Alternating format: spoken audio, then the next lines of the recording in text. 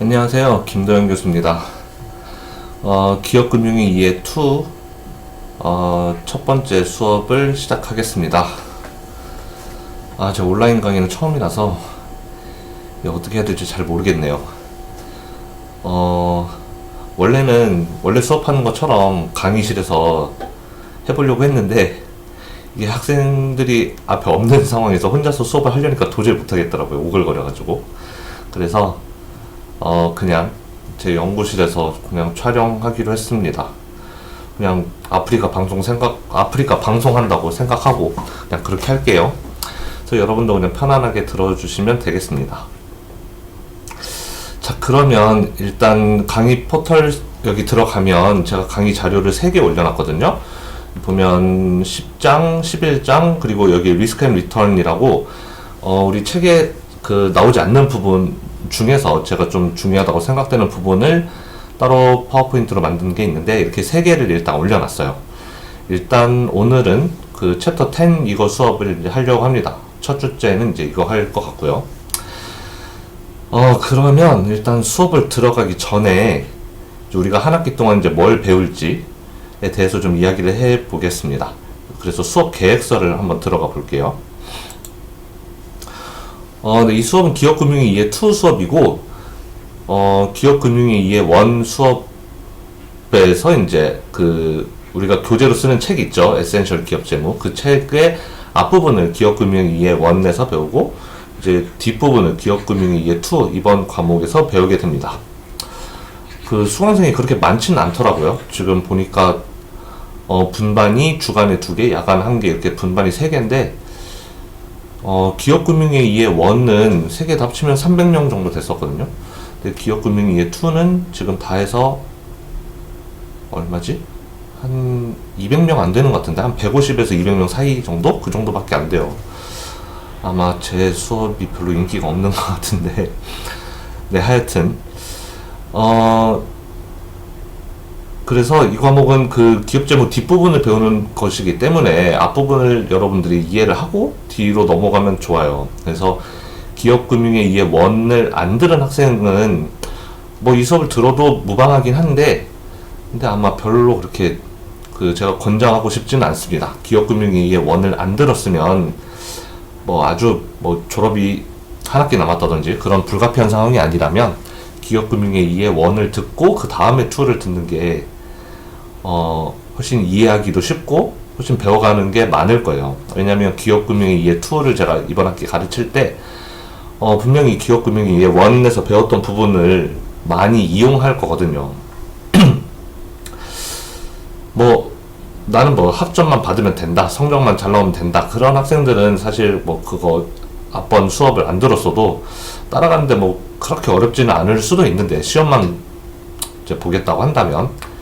근데 이제 저의 수업 목표는 이제 학생들이 이제 수업을 듣고 그 내용을 충분히 다 이해하고 그래서 좀 배워가는 게 많았으면 하는 이제 그런 생각이 있어요. 단순히 그냥 시험 보기 위해서 공부하는 게 아니고 학교에 와서 이제 수업 듣는 만큼 좀 배워가는 게 많았으면, 이제 그런 목표를 가지고 제가 수업을 하기 때문에, 네, 이왕이면 앞에 거 듣고 그리고 이걸 이어서 듣는 것이 흐름이 쭉 이어가는 거니까 좋을 겁니다.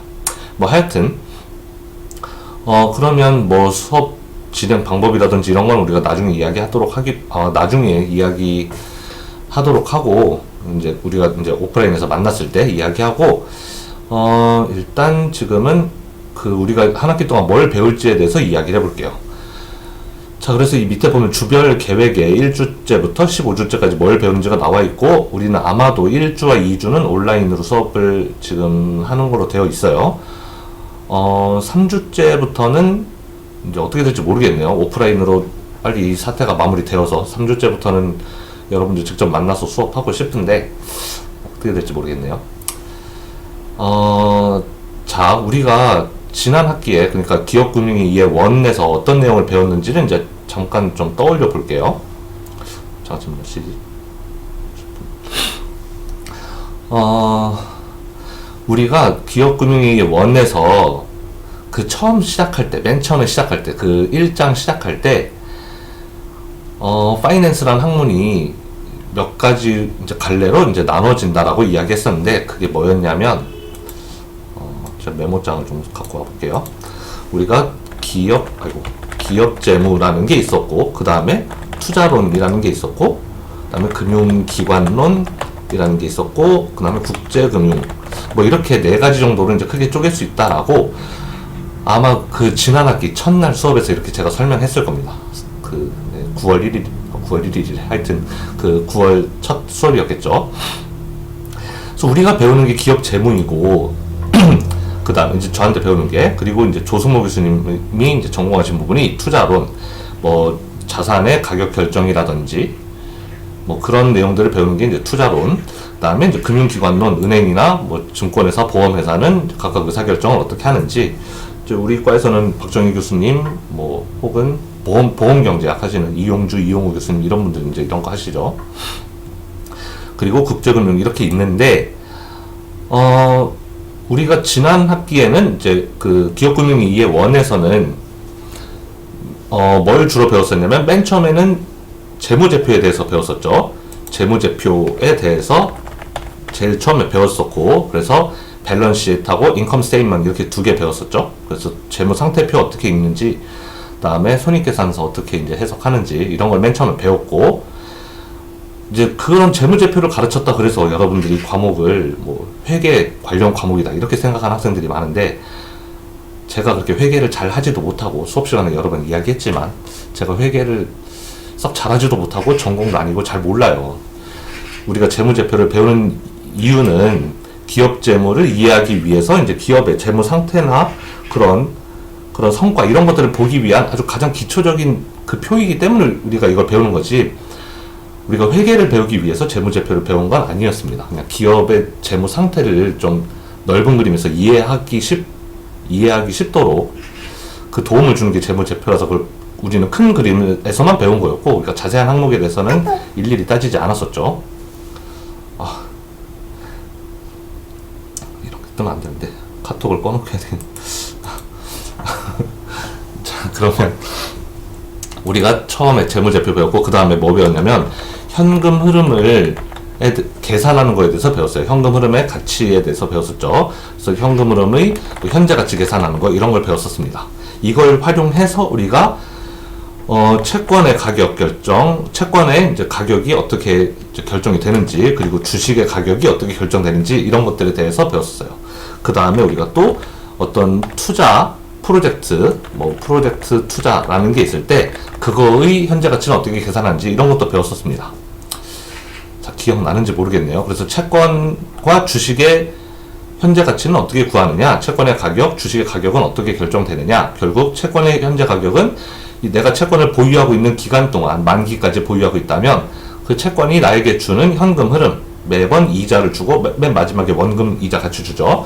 그 현금 흐름의 현재 가치를 구하면 그게 채권의 가격이었고, 주식 역시 내가 주식을 보유하고 있으면 주식을 가지고 있는 동안에 계속 배당이 발생해서 현금 배당이 나에게 주어지고, 그 다음에 나중에 이제 주식을 판다면 주식 팔았을 때 받는 돈, 그것들의 현재 가치를 계산하면 그게 주식의 가치였어요.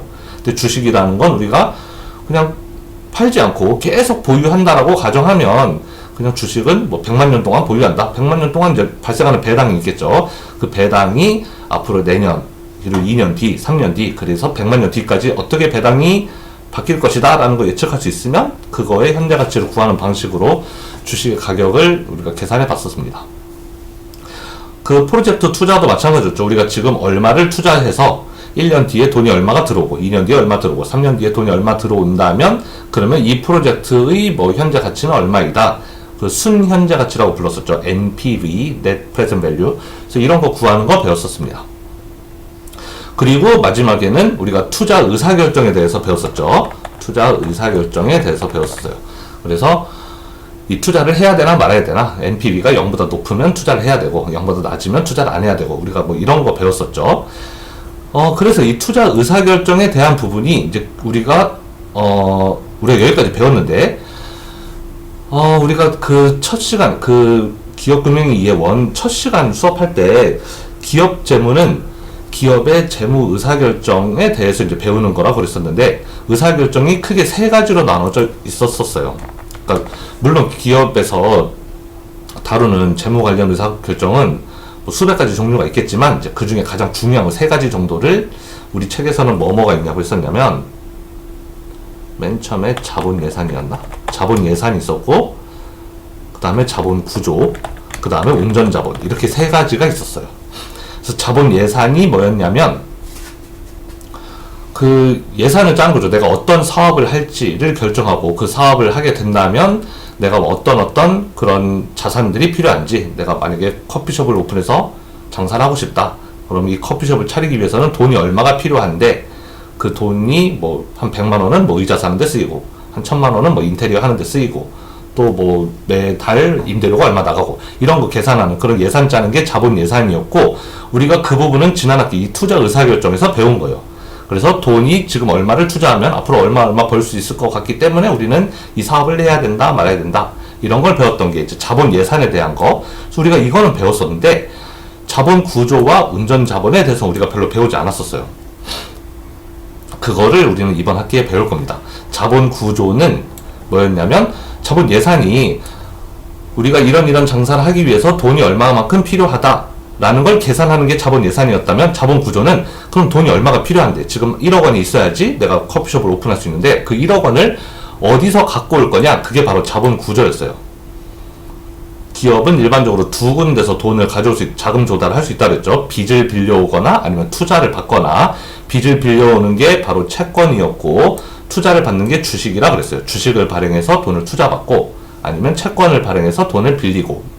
그래서 내가 주식과 채권의 비중을 얼마로 할지, 즉 빌리는 빚과 부채와 그리고 내가 투자받는 자기 자본의 그 비중을 얼마, 몇 대 몇, 5대 5로 할지 7대 3으로 할지 그런 걸 결정하는 게 자본 구조였어요. 우리는 그거에 대해서 이번 학기에 배울 거고, 그 다음에 운전 자본은 뭐였냐면 이제 단기 재무 정책이었어요. 우리가 이제 앞에서 보는 자본 예산이나 자본 구조 이런 건 장기적 관점에서 보는 거예요. 이 사업 전체적인 거에 대해서 보는 거라면 운전 자본은 내가 장사를 하면 매일매일 내가 뭐 원자재를 사오기 위해서 들여야 되는 돈, 또 뭐 그쪽 뭐 외상값 같은 거 갚아야 되고, 그럼 나가는 돈이 있을 것이고 또 매일매일 버는 돈도 있겠죠. 매출 올리면. 이렇게 매일매일 일상적으로 돈이 매일매일 나가는 돈도 있고 들어오는 돈도 있는데 그거를 이제 어떻게 밸런스를 잘 맞출 것인가. 급하게 현금이 필요한데 그런 게 없으면 안 되니까. 그래서 그 유동 자산과 유동 부채를 어떻게 관리할지 그거에 대해서 배우는 게 운전 자본이었어요. 이것도 우리는 이번 학기에 할 겁니다. 자, 그러면 우리가 지난 학기에 뭐 배웠는지 이야기했고 이번 학기에 뭐 배울지를 이제 이야기해 보면 여기 주별 계획이 있죠. 그래서 우리가 1주째부터 4주째까지는 투자론에 있어서 기본이 되는 내용을 배울 거예요. 기업의 재무 의사결정에 대해서 배우는 건 아니고 1주부터 4주째까지는 투자론과 관련된 부분을 배울 겁니다.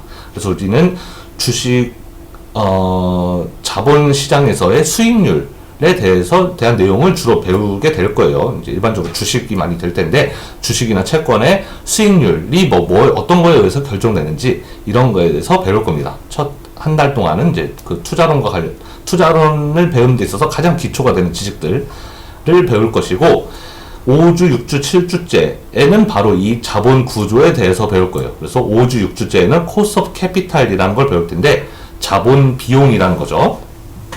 자본 비용이라는 게 뭐냐면 우리가 자본이란 말을 쓸 때 그 영어로는 서로 다른 두 단어인데 우리가 한국말로 그 번역할 때 그 둘 다 자본으로 해석한다 그랬어요. 뭐였냐면 하나는 캐피탈이었고 하나는 에퀴티였죠.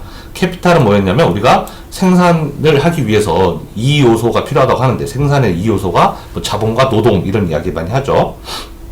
커피숍을 운영하려면 우리가 자본이 필요해요. 뭐 테이블도 필요하고 의자도 필요하고 뭐 커피 머신도 필요하고 그런 게 자본이라면 노동은 이제 그 일하는 사람들이죠. 종업원들.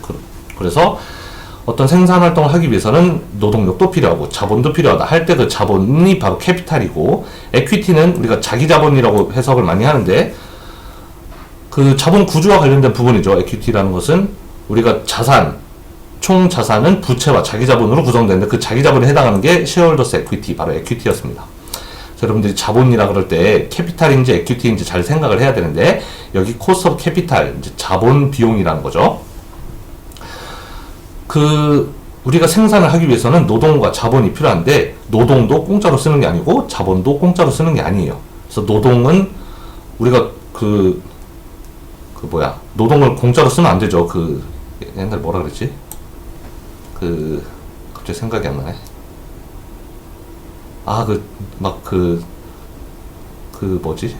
막 젊은 사람들 막 착취하고 그런 거 갑자기 생각이 안 나네.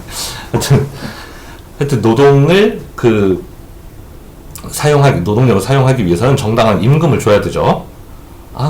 젊은이들 임금 안 주고 막 열정페이, 맞아, 열정페이. 생각이 안 나네. 예, 열정페이처럼 그렇게 노동력을 막 그렇게 돈 안 주고 함부로 부려먹으면 안 되고 노동에 대한 정당한 대가를 지불해야 돼요. 그게 바로 노동에 대한 비용인 거죠. 직원들한테는 임금을 줘야 돼요. 그게 cost of labor라면 여기 5주 6주째에 남아있는 cost of capital은 자본을 사용하는 대가로 지불하는 비용이에요. 그럼 자본을 사용하는데 어떤 비용이 지불이 되느냐? 자금 조달하는 거를 이제 우리가 자금 조달, 돈을 끌어와서 그걸로 자본을 형성하게 되는데 돈을 끌어올 때 돈을 빌려올 수도 있고 투자받을 수도 있다고 했죠. 빌려오면 그 돈을 빌린 대가로 뭐 이자도 줘야 되고 그런 수익률, 채권자에게 수익률을 안겨줘야 되고 돈을 투자받았으면 역시 우리 주식에 투자한 투자자들에게 또 수익을 이제 안겨줘야 돼요. 투자자 입장에서 수익이지만 회사 입장에서는 그게 비용이 되는 겁니다. 그 사람은 회사 입장에서는 돈을 투자받은 대가로 수익을 안겨다 주는 거니까 회사 입장에서는 그게 비용인 거죠. 반대로 우리 회사로 투자한 사람 입장에서는 돈을 투자한 대가로 받게 되는 수익이 될 거고 나중에 배우겠지만 이 자본 비용이라는 것은 결국 반대쪽 투자자 입장에서는 수익률과 동일한 개념이 될 거예요. 자, 어쨌든 그 자본 비용이라는 걸 배울 겁니다. 자본 비용은 돈을 빌리는 대가로 주는 수익률인 그 부채에 대한 비용이 있을 것이고 또 자기 자본에 대한 비용도 있을 거예요. 그걸 우린 둘 다 계산해 볼 것이고 그걸 계산해 보면 7주째에는 그러면 빚을 얼마나 쓰는 게 좋은 것인가? 즉 자본 구조가 부채와 자기 자본의 비중이라고 했었는데 빚을 얼마나 쓰고 자기 자본을 얼마나 쓰는 게 기업의 입장에서 기업의 가치를 가장 높일 수 있는 길인가? 그걸 배워보는 게 7주째의 내용이에요. 그래서 5주, 6주, 7주째의 내용을 다 배우고 나면 우리는 이 자본 구조를 이제 어느 정도 마스터하게 됩니다. 자, 그럼 그 다음에 중간고사 보고, 그 다음에 9주, 10주째에는 디비던 배당에 대해서 배울 거예요. 그래서 배당은 여기 기업 재무의 이제 세 가지 가장 중요한 의사결정, 자본 예산, 자본 구조, 운전 자본 이 세 개에는 들어가지 않은데 이 세 가지에 들어가지 않지만 어쨌든 중요한 의사결정 중에 하나입니다. 그래서 배당에 대해서 배울 거고, 그 다음에 11주, 12주에는 자금 조달을 레이징 캐피탈이라는 건 이제 자금을 조달하는 건데 실제로 기업이 이제 자금 조달을 어떤 방식으로 하는지 실무적으로 그거에 대해서 배울 거예요. 그 다음에 13주, 14주째에는 이제 단기 재무 계획 그리고 운전 자본 경영이 되겠습니다. 그래서 이 기업 재무의 마지막 세 번째 중요한 의사결정 운전 자본에 대한 내용을 13주, 14주까지 배울 거예요. 그렇게 하면 이제 대충 우리가 이 교과서를 거의 다 끝내게 되는 셈이고 다음에 아마 이번 학기는 시간이 남지 않을 것 같아요. 혹시나 시간이 남는다면 15주째에는 다른 우리 책에 나오지 않는 그런 이슈에 대해서 한번 배워볼 겁니다. 기업 재무에서 많이 다루는 M&A라든지 아니면 다른 주제가 될 수도 있을 거예요. 만약에 시간이 남는다 하면 우리가 한 주 정도는 이제 다른 내용에 대해서 배울 수 있을 겁니다. 자, 그래서 주별 계획이 이렇게 나와 있고 그래서 우리는 일단 첫 시간 오늘은 1주째 그 챕터 10의 내용을 배우게 될 거예요. 자, 그러면 한번 같이 봅시다. 제가 강의 자료를 여기 올려놨는데 이거 해보니까 아프리카 BJ들 쉬운 게 아니구나 라는 걸 느끼게 되네요. 자, 10장 여기 챕터 10 제가 올려놓은 거 있죠? 이거 한번 클릭해서 열어보겠습니다. 그러면 챕터 10의 제목은 Some Lessons from Capital Market History가 되겠네요. 자본시장의 역사에서 우리가 배우게 되는 가르침이라는 뜻이에요. 캐피탈 마켓이라는 것은 이제 금융자산이 거래되는 시장, 자본이 우리 마켓은 시장이죠. 캐피탈이 거래되는 시장이라고 보시면 돼요. 주식이나 채권이 거래되는 시장이라고 생각하시면 되겠습니다. 주식, 채권 다 사고 팔죠. 사람들끼리. 그 주식, 채권이 거래되는 시장을 캐피탈 마켓이라고 생각하면 되겠는데, 캐피탈 마켓의 이제 역사가 길단 말이에요. 우리나라는 물론 캐피탈 마켓의 역사는 굉장히 길지만 그걸 이제 기록하기 시작한 거는 그렇게 오래되지 않았어요. 그러니까 쉽게 말하면 뭐 주식이라는 게 우리가 주식 거래소가 없어도 주식이라는 거 거래할 수 있겠죠. 아는 사람들끼리 서로 나 어떤 회사 주식 있는데 너한테 팔게 뭐 이렇게 서로 사고 팔고 할 수 있겠지만 어디 기록에 잘 남지가 않잖아요. 그런 거는 역사가 이제 그런 경우에는 역사로 이제 잘 남지가 않고 대신 이제 거래소가 설립이 돼서 이제 상장 주식에 대해서는 이제 거래소에서 일일이 다 기록을 한다면 그럼 자본시장의 역사가 이제 기록이 되는 거예요. 우리나라는 그 주식 거래소가 이제 생긴 지가 그렇게 오래되지 않아서 솔직히 말하면 제가 몇 년에 저 거래소가 문 열었는지 잘 기억이 안 나는데 한 60년대쯤이려나? 60년대 아니면 70년대일 텐데 하여튼 뭐 지금 끼케 한 50년 이렇게 됐다면 미국은 한 1920년부터 그 거래소가 개장이 돼서 그때부터 거래를 하기 시작했어요. 그래서 한 100년 정도의 역사가 쌓여 있습니다. 쉽게 말하면 주식 거래를 그 거래소를 통해서 주식 거래를 그 한 100년 가까이 이렇게 해왔다라는 거죠. 한 100년 동안 어떤 주식은 주가가 매일매일 얼마나 올랐고 얼마가 떨어졌고 매일매일 그게 기록될 거 아니에요. 지금 우리나라도 삼성전자 주식 주가 오늘 얼마인지 어제 얼마인지 그저께 얼마인지 다 나오죠. 10년 전에 얼마인지 다 나온단 말이에요. 그런 역사가 미국의 주식시장에는 벌써 한 100년 가까이가 쌓여 있다는 겁니다. 그래서 그 100년치의 통계를 가지고 여러 가지 분석을 해보는 거예요. 지난 100년 동안 이 여러 데이터들을 가지고 분석을 해봤더니 아 이런 흐름들이 있었구나라는 거를 이제 우리가 배우게 된 겁니다. 이제 그거에 대해서 이제 10장에서 배울 거예요. 자 그러면 키 컨셉 이제 어떤 내용을 배울 것인가? 일단 수익을 어떻게 계산하는지에 대해서 배울 거고 그 다음에 다양한 투자 유형에 대한 과거의 수익. 여기서 말하는 다양한 투자 유형은 뭐 쉽게 말하면 주식 아니면 채권 이런 게 되겠습니다. 두 가지 유형이죠. 주식 아니면 채권. 근데 주식도 이 책에서는 좀 둘로 나눠서 대기업 주식과 좀 상대적으로 크기가 작은 중소기업의 주식 이렇게 나누고 뭐 채권도 뭐 그 국채와 회사채가 있을 수 있고 그 다음에 채권도 뭐 장기 채권과 단기 채권 이렇게 나눌 수도 있겠죠. 그 만기에 따라서. 그래서 그렇게 유형을 나눠볼 수가 있어요. 어쨌든 그런 각각 다양한 투자 유형에 대해서 과거 100년 동안의 역사를 살펴보니까 수익이 얼마가 나왔었는지를 볼 것이고 그 다음에 역시 그 각각의 유형에 대해서 과거의 위험이 어땠었는지를 볼 거예요. 이제 위험이라는 것은 일반적으로 우리가 변동성을 위험이라고 해요. 그러니까 수익은 얼마 올랐나 얼마 떨어졌나 그게 수익이라면 위험은 오를 때 얼마나 많이 오르고 떨어질 때 얼마나 많이 올라서 많이 떨어져서 그게 플럭추에이션 얼마나 타는지 그 좋을 때 얼마나 좋고 나쁠 때 얼마나 나쁜지 이제 그거 변동성을 보여주는 게 위험인데 나중에 더 자세하게 설명할 겁니다. 어쨌든 여기서 중요한 거는 이 수익이란 단어랑 위험이라는 단어예요. 그래서 우리는 이 수익과 위험에 대해서 10장, 11장 즉 앞으로 한 달 동안에 걸쳐서 계속 수익과 위험의 관계에 대해서 우리가 배울 겁니다. 그 다음에 시장 효율성에 대해서 이제 배워볼 거고요. 자 그래서 일단 첫 번째 페이지에 결론이 다 나와 있어요. 우리 이 챕터의 이름이 Lessons from Capital Market History였잖아요. 네, 여기 이미 결론이 나와 있습니다. 자본시장의 역사로부터 우리가 뭘 배울 수 있느냐? 이렇게 세 가지 교훈을 배울 수 있대요. 사실 세 가지로 써 있는데 다 똑같은 말입니다. 첫 번째, 위험을 감수하면, 리스크를 배열하면, 위험을 감수하면 그에는 보상이 따른다라는 거예요.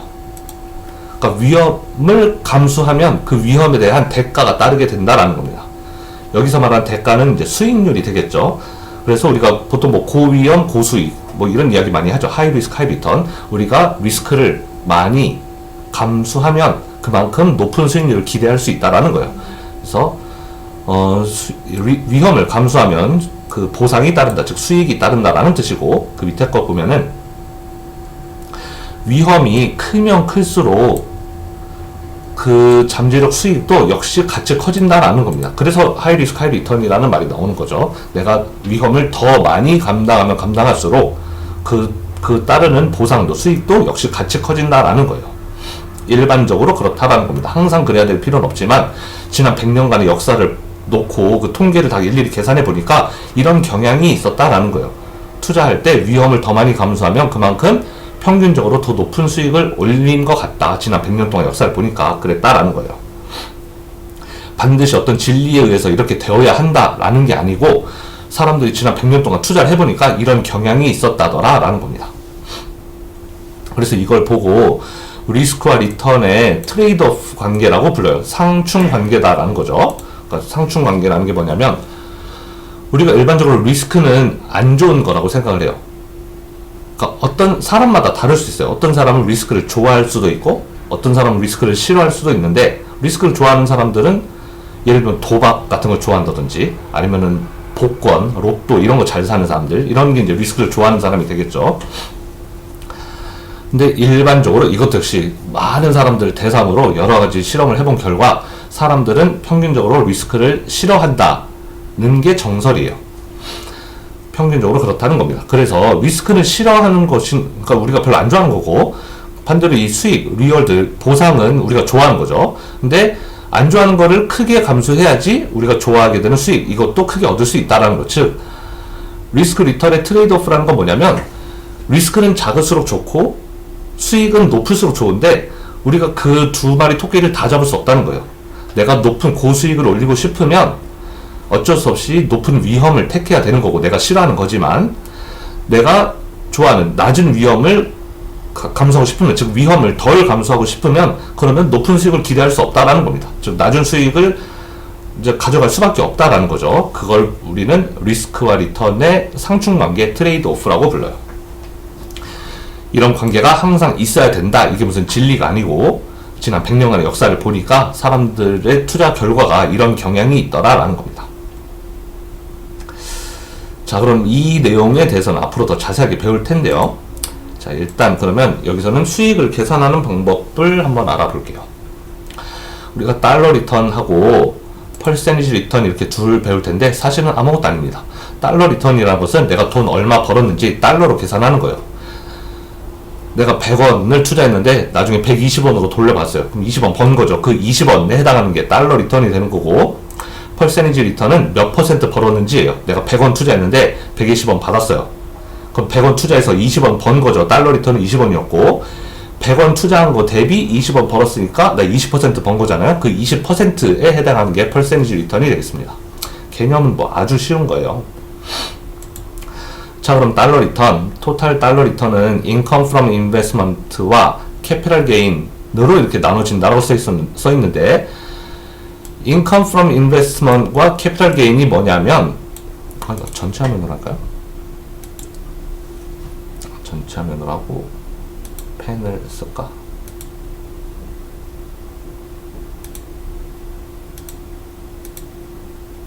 아, 됐다. 자, 이 income from investment는 뭐냐면 주식으로 치면 배당에 해당하고 채권으로 치면 이자에 해당하는 금액이 income from investment. 즉 내가 투자를 한 대가로 실제로 나에게 떨어지는 현금을 의미하는 겁니다. 내가 주식을 보유하고 있으면 계속 나한테 배당이 들어오죠. 물론 배당 안 주는 회사들도 많지만 배당 주는 회사도 있으니까 배당을 주는 주식이라면 내가 주식을 가지고 있는 동안 계속 배당을 받아요. 그게 바로 income from investment을 의미하는 거고 채권이라면 우리 채권의 현금으로는 기억나죠? 채권 사면 만기 때까지 쿠폰을 계속 받잖아요. 뭐 다른 말로는 이자라고도 할 수 있고요. 이자 또는 쿠폰을 현금으로 받게 되는데 그런 게 다 income from investment에 해당되는 것이고 이 두 번째 capital gain 이거는 뭐냐면 자본이득이라고 해석하면 됩니다. 그래서 이 자본이득은 내가 샀을 때 가격 대비 팔았을 때 가격 그러니까 그 가격이 얼마 올랐는지 그게 자본이득이죠. 우리 사실 이거 앞에서 그게 7장이었나요? 주식에 대해서 배울 때 이 내용 사실 다 했었습니다. 그래서 주식의 수익률은 그 배당 수익률하고 자본 수익률 이렇게 둘로 나눠진다는 거 우리 이거 앞에서 7장에서 다 배웠던 내용이에요. 그래서 배당 수익에 대해서는 뭐 정부가 세금을 꽤 높게 매기는데 소득세에 준하는 비율로 세율로 세금을 높게 매기는데 자본이득에 대해서는 미국 같은 경우는 세금을 아주 조금 매기고 우리나라 같은 경우는 아예 세금을 안 매긴다 그랬죠. 우리가 주식을 내가 10,000원에 샀는데 주식이 갑자기 올라서 20,000원에 팔았어요. 10,000원 벌었지만 그 10,000원 번 거에 대해서 지금 우리나라는 세금을 부과하지 않고 있다 그랬습니다. 예, 그래서 이거 늘 논란이라 그랬죠. 그러니까 모든 나라에서 이게 논란이에요. 왜 자본이득에 주식의 자본이득에 대해서는 세금을 부과하지 않는가? 예를 들면 부동산 같은 경우는 내가 집을 2억 원에 사서 3억 원에 팔면 그 1억 원 그 차익에 대해서 뭐 양도소득세 이런 거를 그 부과하는데, 즉 자본이득에 대해 집값 오른 거에 대해서 세금을 부과하게 하는데, 주식에 대해서는 주식 2만 원에 사서 3만 원에 팔아서 10,000원 벌었는데 그거에 대해서 세금 안 물린단 말이에요. 그래서 늘 논란의 여지가 있다 그랬죠. 저의 개인적인 생각으로는 언젠가는 주식에 대해서도 이 자본이득세를 분명히 물리게 될 텐데 그게 언제가 될지 모르겠네요. 그런 이야기 지난 학기에 했었습니다. 자, 그래서 이 자본이득이라는 것은 내가 팔았을 때 받게 되는 가격 빼기 처음 샀을 때 내가 지불하는 가격. 내가 10,000원 주고 샀는데 2만 원에 팔았다. 그러면 10,000원에 사서 2만 원에 팔았으니까 10,000원 번 셈이죠. 그 2만 원 빼기 10,000원. 그게 바로 자본이득이 되는 거예요. 주식이든 채권이든 가격이 항상 오르는 것만 아니라서 가격이 떨어질 수도 있죠. 내가 2만 원에 샀는데 10,000원에 팔 수도 있는 거예요. 지금 요즘 주식 장난 아니게 떨어지고 있죠. 자, 그러면 그런 경우에는 캐피탈 게인이 아니고 로스가 발생할 수도 있는 겁니다. 자본 손실이 발생할 수도 있어요. 어쨌든 손실이라면 그만큼 이제 까줘야 되는 거겠죠. 자, 밑에 예를 봅시다. 1년 전에 950달러의 가격에 채권을 구매했다. 1년 동안 30달러 이자를 2번 받았다. 30달러 2번 받았으니까 30 2번 받아서 60달러를 income from investment 이자의 형태로 받은 거죠. 그리고 시간 지나서 1년 지나서 보니까 오늘 채권 가격이 975예요. 자, 그러면 총 수익은 얼마인가? 그러면은 캐피탈 게인은 내가 950에 샀는데 975 오늘 가격이 지금 25달러 올랐으니까 캐피탈 게인 자본이득이 25달러. 그래서 내가 이자로 받은 거 60 더하기 자본이득, 그 주가가 채권의 가격이 올라서 상승해서 내가 번 돈 25 합쳐서 85달러 이렇게 번 셈이다. 네, 달러 리턴은 이렇게 계산하면 됩니다. 뭐 간단하죠. 잠깐만요.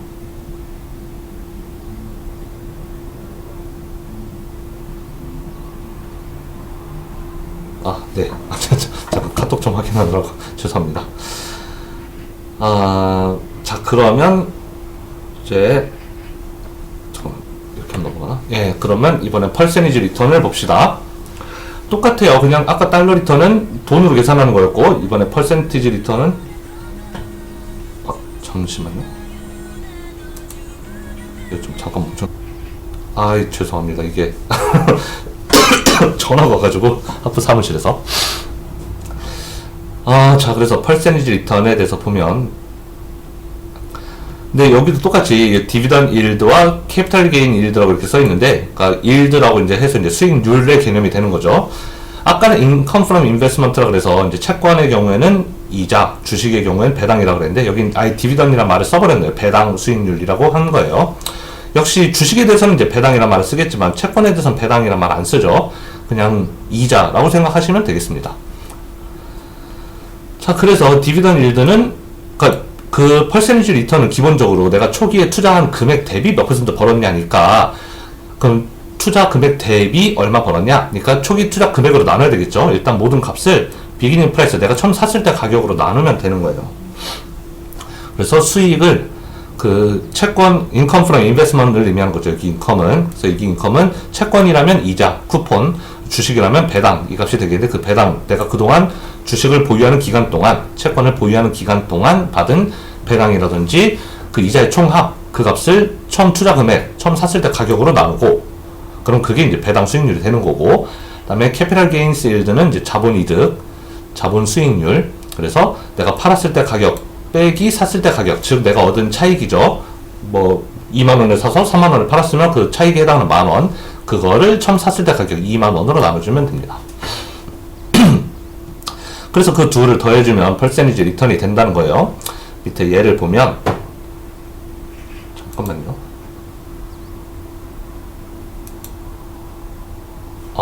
그래서 밑에 예를 보면 1년 전에 35달러 가격에 주식을 샀는데 1년 동안 1.25달러의 배당을 받았다. 오늘 주식의 가격이 40이라면 총 수익과 총 수익률은 얼마가 되겠는가 그랬습니다.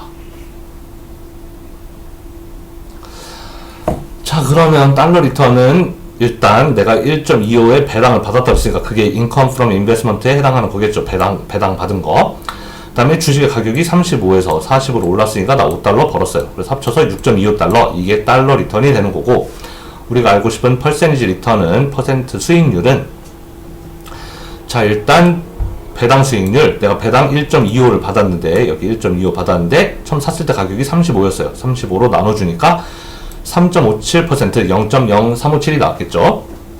3.57%를 배당으로 번 거고, 그 다음에 그 주가는 35에서 40이 됐으니까 5달러 올랐어요. 5달러 오른 거를 역시 처음 샀을 때 가격 35로 나누니까 얘는 0.1429, 14.29%가 됐습니다.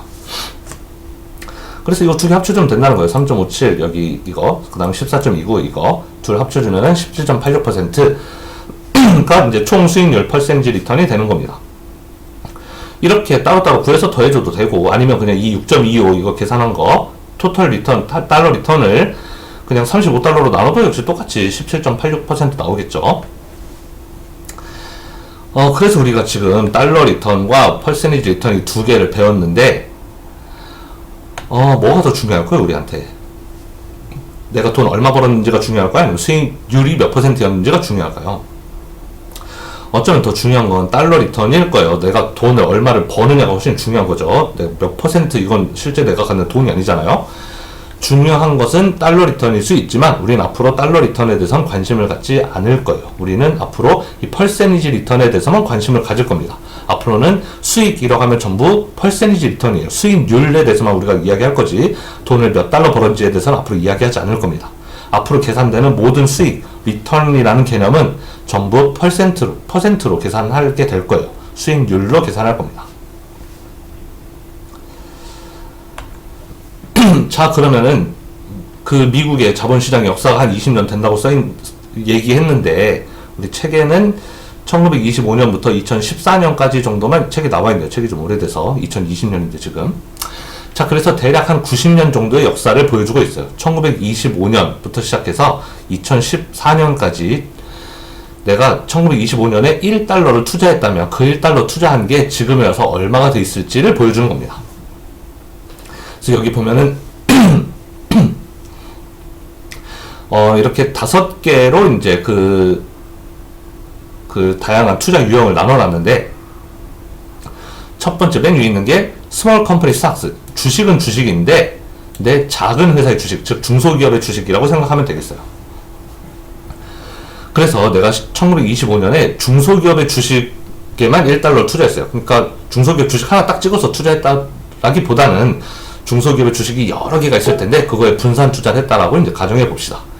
그래서 그 각각의 뭐 시가총액에 대비해서 이렇게 분산 투자를 잘 해서 중소기업의 주식들로만 모아놓은 포트폴리오에 투자를 했어요. 1달러 투자했더니 시간이 지나서 보니까 주식이 오를 때도 있었고 가치가 떨어질 때도 있었는데 오르고 내리고를 반복해서 2014년에는 이게 27,400달러까지 올라가게 됩니다. 가치가 1달러였는데 27,000까지 된 거예요. 27,000도 올랐다는 뜻이죠. 90년 동안.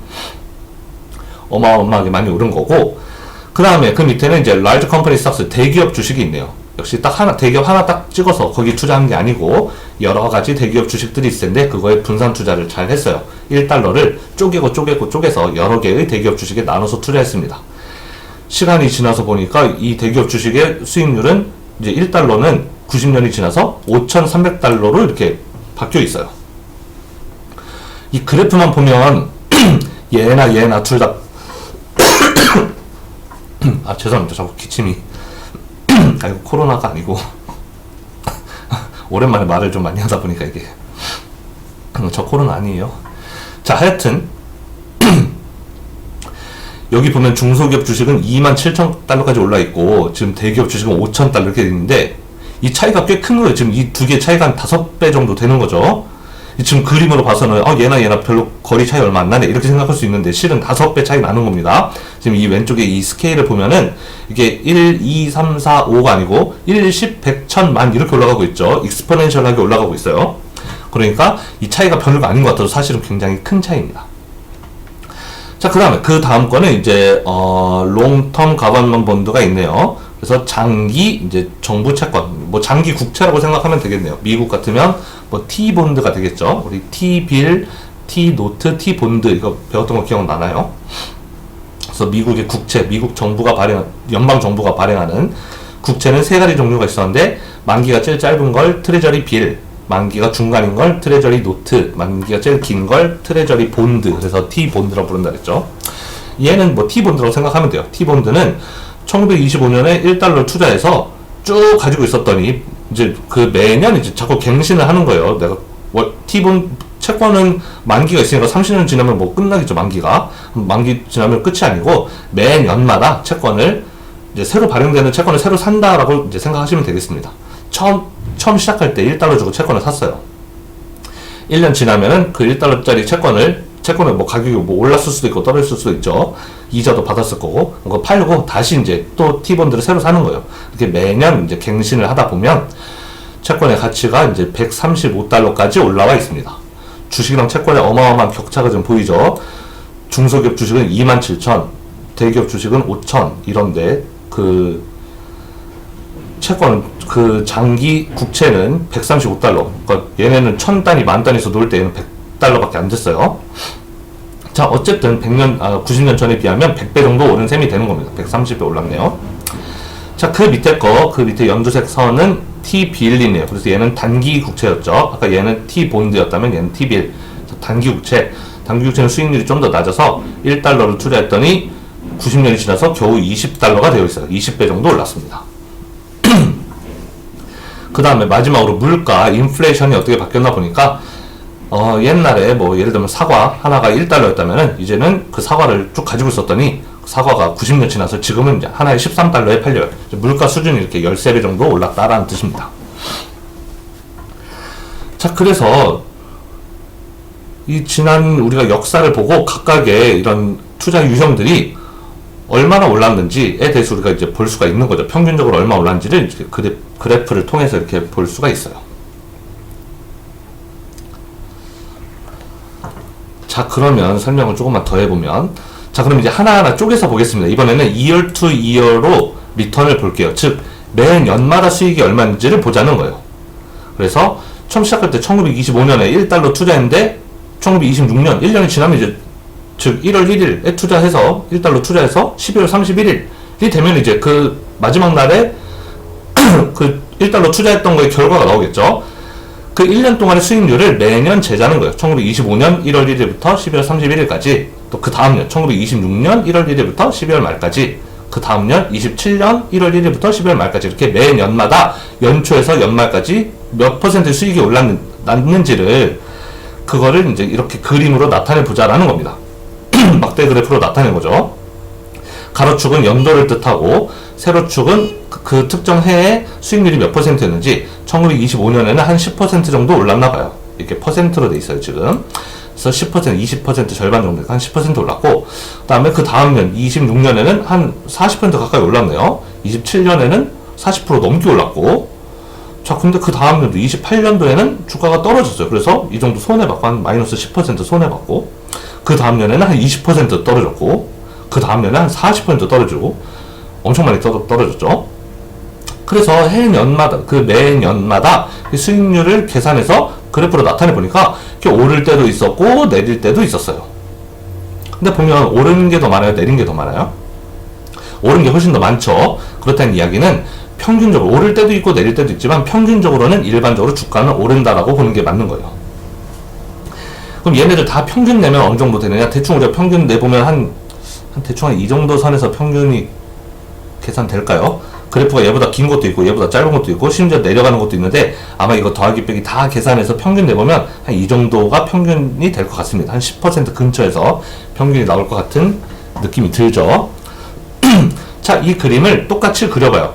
이번에는 스몰 컴퍼니 스탁에 대해서도 그려봅니다. 중소기업 주식에 대해서도 그려봐요. 1925년에는 보니까 여기는 이제 50%, 100% 이렇게 나가네요. 한 25% 올랐고, 그 다음 연도에는 한 40% 오른 것 같고, 그 다음 년에는 한 50% 떨어지기도 했고, 그래서 떨어질 때도 있고 오를 때도 있는데, 역시 이 그림도 보면은 내려가는 것보다는 올라가는 그림이 훨씬 더 많았어요. 즉, 그 중소기업 주식도 일반적으로 평균적으로는 주가가 오른다라고 보는 게 맞는 겁니다. 수익이 난다는 거죠. 손실보다는 수익이 났을 때가 더 많았다는 거고, 얘도 평균을 나타내보면 한 평균 대충 한 이 정도에서 그릴 수 있을까요?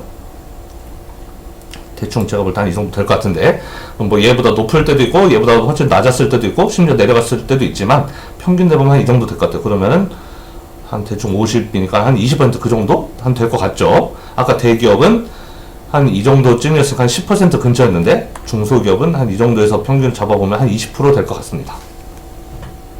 그래서 앞에 그림 보면은 중소기업 주식 매년 주가가 얼마 올랐는지 얼마 내렸는지 이게 다 나와 있으니까 그걸 가지고 이렇게 그래프를 그려봤고, 매년의 수익률을, 그 다음에 대기업 주식에 대해서도 매년 그 연초에서 연말까지 몇 % 올랐는지 떨어지는지가 이렇게 이 파란색 선으로 다 나와 있으니까 그걸 가지고 그림을 이렇게 그려봤어요. 오를 때도 있었고 떨어질 때도 있었습니다. 마찬가지로 채권에 대해서도 장기 채권, 단기 채권 이런 거에 대해서도 똑같이 그림을 그려볼 수가 있어요. 그래서 장기 그 국채, 뭐 정부 채권이죠. 그다음에 그 밑에 거는 T빌, 그 위에 거는 장기 국채, 밑에 거는 단기 국채. 그래서 이렇게 그림을 그려보니까 장기 국채도 수익이 있을 때도 수익이 났을 때도 있고 손실이 발생했을 때도 있는데, 일반적으로 손실은 거의 그렇게 많지 않고 일반적으로 대부분 수익이 발생했죠. 채권의 가격도 이제 오르는 게 일반적이다라는 거예요. 그리고 이제 그 단기 채권도 이렇게 수익이 많이 났네요. 근데 이 평균을 대충 보자면은 장기 채권 평균 보면은 한 대충 한 이 근처? 한 이 근처에서 평균이 될까요? 얘보다 뭐 많이 올랐을 때도 있고 낮게 올랐을 때도 있지만 대충 이 정도 평균 잡으면 한 10%보다 낮을 것 같죠. T빌은 많이 오를 때도 있고 뭐 조금 거의 안 오를 때도 있지만 대충 한 평균 한 이 근처? 잠깐만요. 문을 잠그고 해야 되나?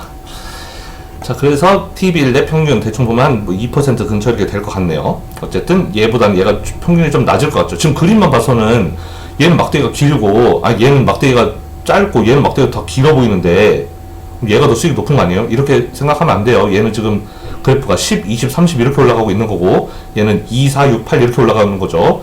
길이가, 우리가 지금 그래프 길이를 비교하는 게 아니고 숫자로 수익률 개념으로 몇 %까지 수익이 올라간다, 이걸 봐야 되는 겁니다.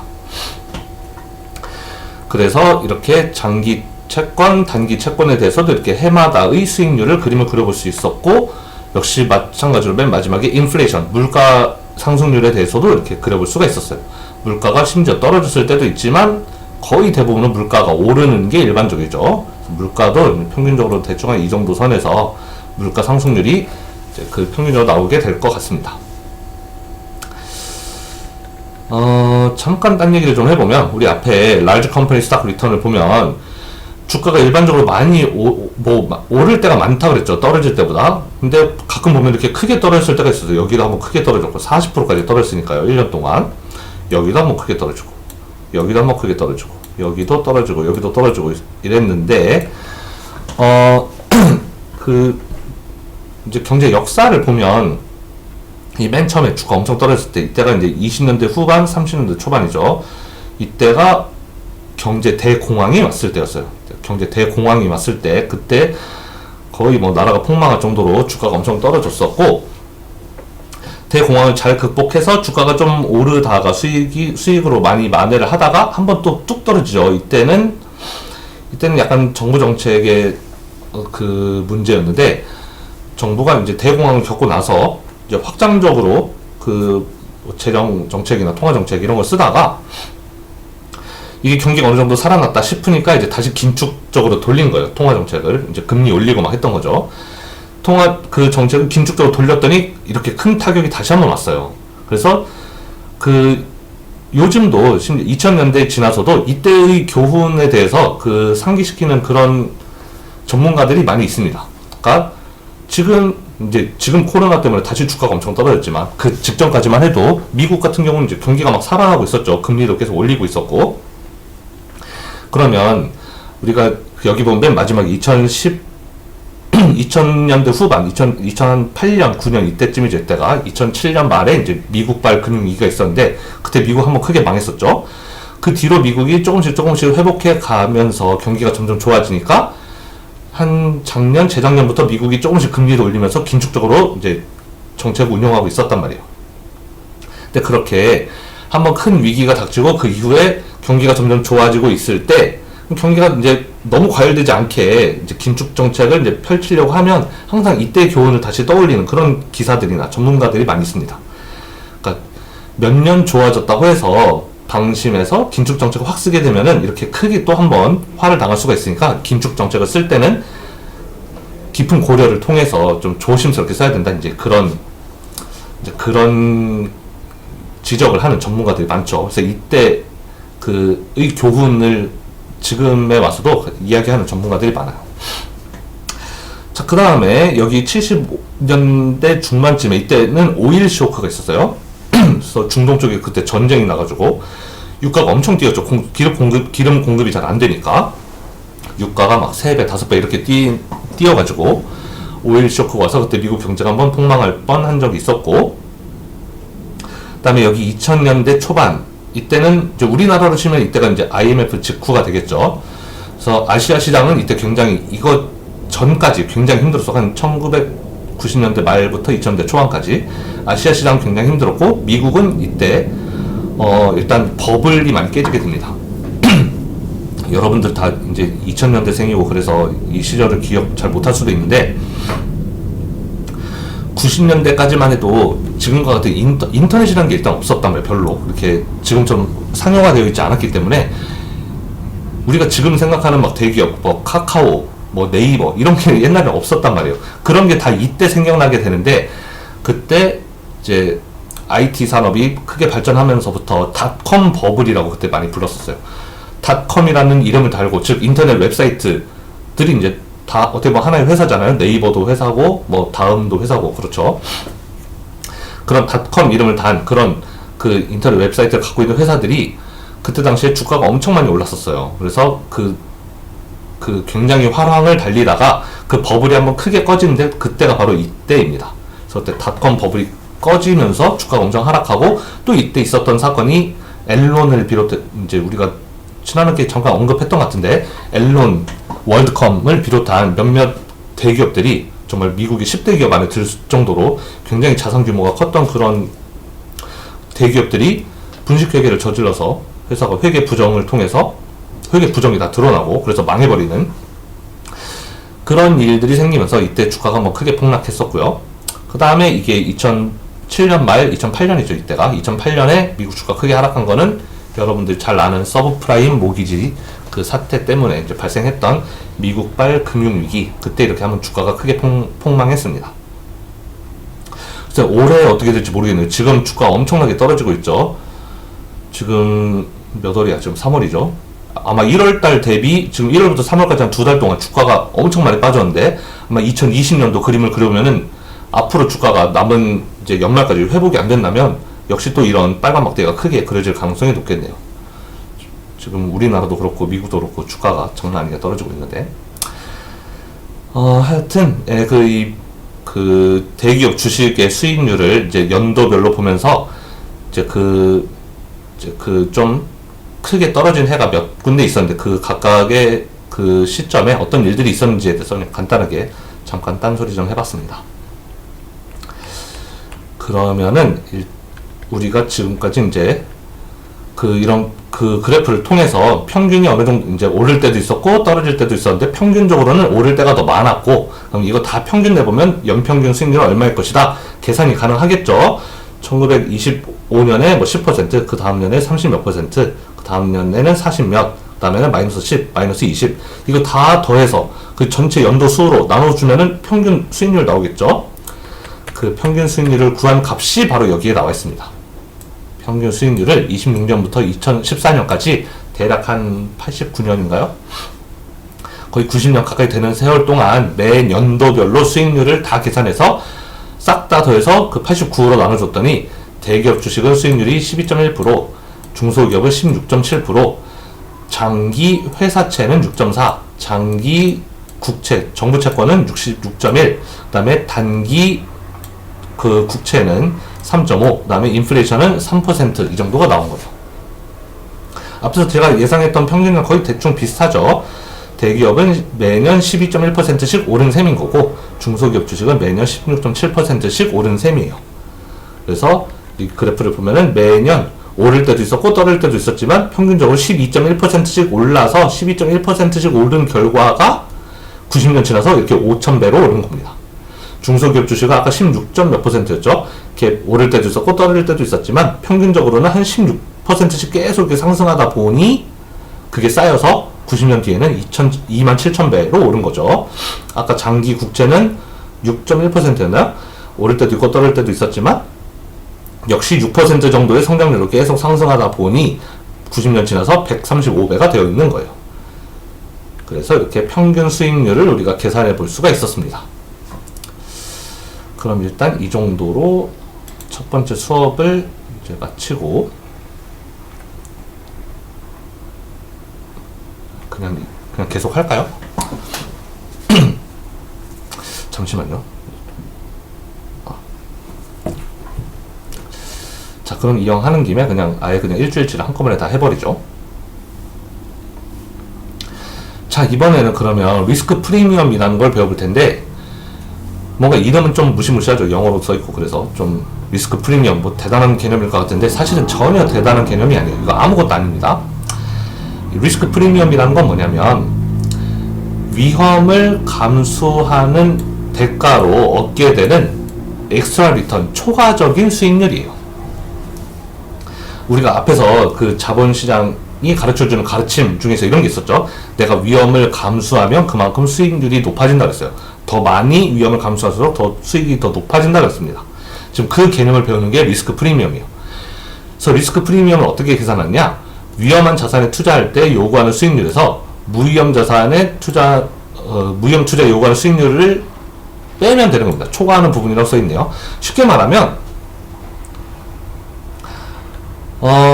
이런 뭐 대기업 주식, 중소기업 주식 이런 거 다 위험 자산이에요. 이런 것들은 다 무위험 자산이라는 거는 우리가 지난 학기에도 이야기한 적이 있는데 무위험이라는 건 존재하지 않는다고 했습니다. 이 세상에 무위험이라는 것은 어떤 자산이 무위험이려면은 내가 지금 1달러를 투자했을 때 만약에 얘가 나한테 1% 수익을 주는 무위험 자산이다. 그러면은 하늘이 두 쪽 나도 내가 지금 100원을 투자하면 1년 지나서 나한테 101원을 줘야 돼요.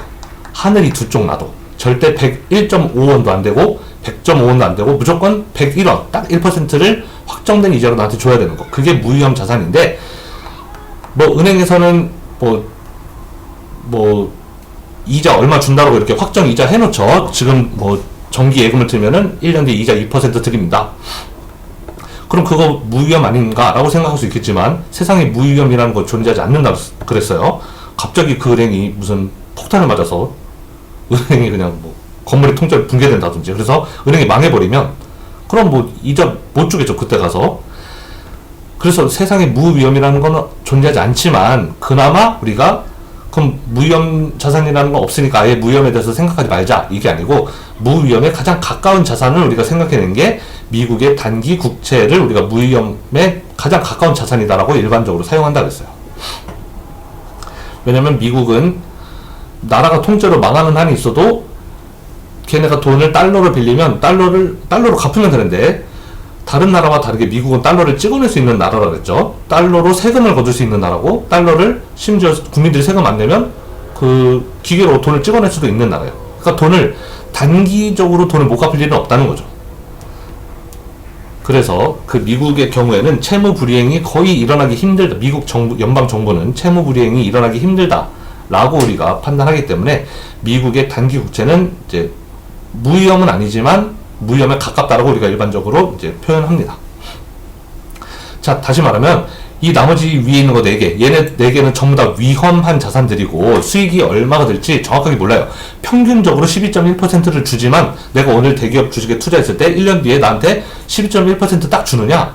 평균적으로 그 정도 될 가능성이 높지만 얼마든지 예상을 벗어날 수 있는 거예요. 20% 벌 수도 있고 뭐 10% 벌 수도 있고 주가가 떨어질 수도 있죠. 우리 앞에 그래프에서 봤잖아요.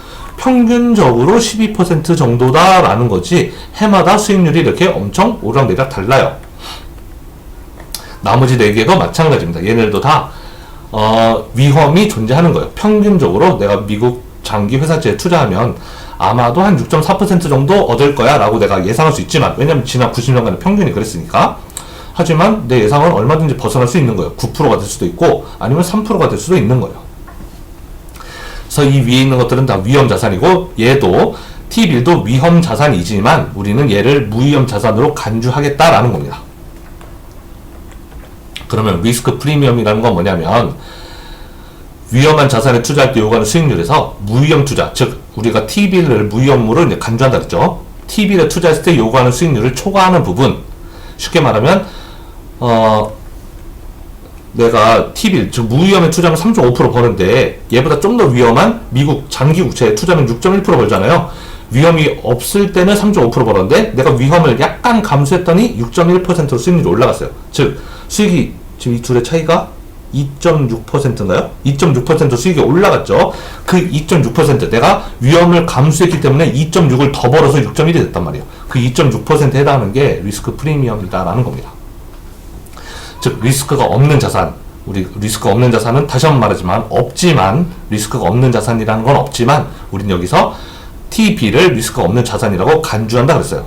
그래서 T빌 내서 이제 리스크가 있는 자산, 나머지 모든 자산 다 리스크가 있는 자산이에요. 걔네들로 옮겨가면 수익이 높아지게 되는데 내가 얼마만큼을 플러스로 추가로 더 벌어들이는지 그 값이 바로 리스크 프리미엄이다라는 겁니다.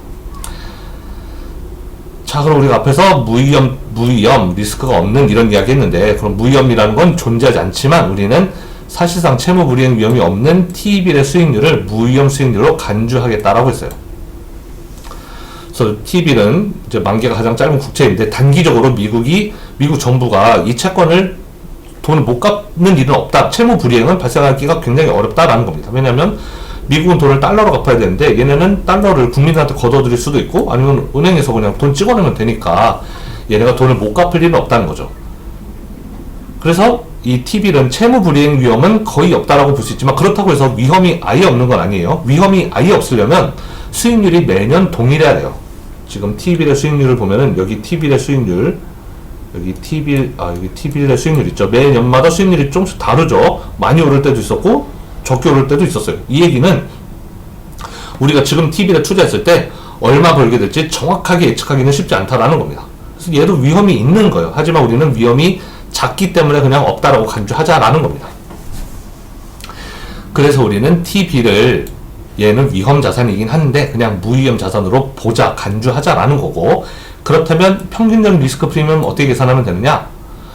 수익률에서 T빌의 수익률을 빼면 되는 거예요. T빌의 수익률이 3.5였죠. 대기업 주식의 수익률은 평균적으로 12.1이었고 내가 위험을 감수하지 않아도 나는 공짜로 3.5% 벌 수 있어요. 언제든지 나는 T빌에만 투자하면 무위험이라고 가정한다면 나는 3.5% 언제든지 벌 수가 있는데, 그런데 내가 얘를 택하지 않고 위험을 좀 더 감수하면 12.1%까지 수익률이 높아질 수 있다. 즉 위험이 없을 때 대비 위험을 택하면 3.5에서 12.1까지 변동하는 동안에 8.6이 올라가나요? 8.6이 더해져서 12.1이 된 거죠. 그 8.6에 해당하는 게 리스크 프리미엄이다라는 거예요. 즉 해당 자산의 수익률에서 T빌의 수익률 3.5 얘만 빼면 되는 거예요. 자기 수익률에서 3.5 빼고, 원래 자기 수익률에서 3.5 빼고, 자 그러면 T빌의 리스크 프리미엄은 자기 거에서 자기 거 3.5에서 3.5 빼니까 0이 되겠죠. 얘는 우리가 무위험이라고 간주했으니까 무위험 자산의 리스크 프리미엄은 0이에요.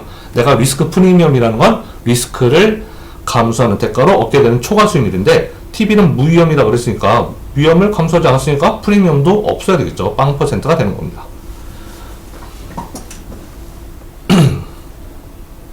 자, 이 리스크 프리미엄의 개념이 이제 대단히 중요해요. 자, 어려운 거 아니고 리스크 프리미엄은 다시 한번 반복하면 자기 원래 위험 자산의 수익률에서 무위험 자산의 수익률을 빼면 되는 겁니다. 뺄셈만 할 수 있으면 리스크 프리미엄 다 계산할 수 있어요. 자, 그러면 이번에는 리스크라는 거가 뭔지에 대해서 한번 배워보겠습니다. 리스크라는 것은 여기 써있는데 뭐 디스퍼전, 스프레드 또는 볼라틸리티라고 써있네요. 얼마나 퍼져 있는지 혹은 변동성, 볼라틸리티는 변동성을 의미하고 디스퍼전이나 스프레드는 이제 분포, 얼마나 넓게 퍼져 있는지를 의미하는 건데, 쉽게 말하면 리스크는 평균값에서 얼마나 실제 값들 얼마나 멀어질 수 있는지, 그게 리스크라고 보시면 돼요. 자, 다시 앞에 그림으로 돌아가면 아까 대기업 주식의 평균 수익률은 12.3%라고 했나요? 12.1이었네요. 12.1%라고 한다면 이 그림에서 12.1%는 대충 한 이 정도가 12.1이죠. 정확하지는 않지만 0과 20의 중간쯤 12.1 여기라고 한다면은 이 수익률이 매 연마다 12.1%가 달성되는 게 아니고 어떨 때는 12.1보다 한참 더 높고 이렇게 높을 때도 있고 12.1보다 한참 낮을 때도 있어요. 심지어는 마이너스가 될 때도 있고 이 평균, 이 가운데로부터 얼마나 위아래로 많이 벗어나는지 실제로 얼마나 많이 벗어났었는지를 보여주는 게 리스크라는 개념이라고 생각하시면 됩니다.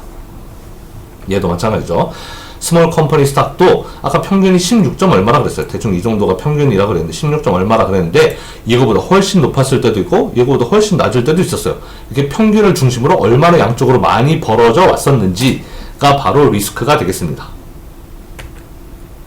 그럼 뭐 이런 애들 뭐 T빌이나 인플레이션 이런 애들 보면은 여기 뭐 대충 평균이 한 이쯤이라고 했을 때 대충 여기서 많이 안 벗어나죠. 좀 벗어날 때도 있지만 얼핏 보면은 그렇게 크게 많이 벗어나지 않는단 말이에요.